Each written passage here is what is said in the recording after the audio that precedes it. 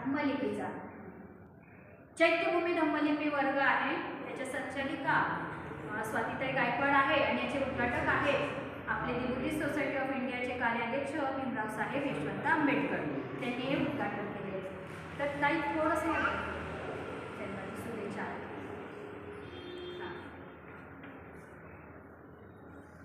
आत्ताच आपण बोललो, तुम्ही जर लुंबिनीला गेले, भगवान बुद्धांचं जन्म ठिकाण कोणतं आहे? तिथे एक अशोक स्तंभ आहे, त्याच्यावर असं कोरलेलं आहे की इथे भगवान बुद्धांचा जन्म झालेला आहे। तुम्ही आम्ही सांगून नाहीये, हे तेव्हा कोरलेले आहे डायरेक्ट, आणि तो शिलालेख हे दाखवतो की हे सगळं प्रमाणित आहे आमच्याकडे। मग हे कधी कळणार आहे? जेव्हा तुम्हाला पाली भाषा समजणार आहे, आणि पाली भाषा समजण्यासाठी सम्राट अशोक राजाने धम्मलिपीत ते कोरून ठेवले।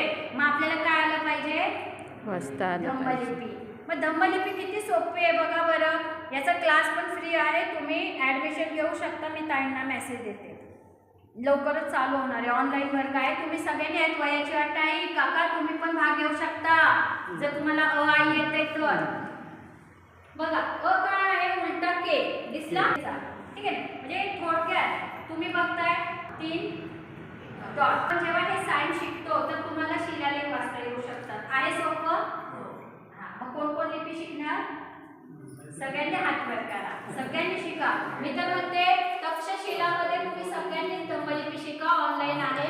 अशा पद्धतीने हा धम्मलिपीचाही चार्ट तुम्हाला सांगून धम्मलिपी आणि पाली भाषाबद्दल सजगता आणि जागरूकता आपण मनामध्ये निर्माण करण्याचं काम करतोय, ठीक आहे। अशा पद्धतीने झालंय।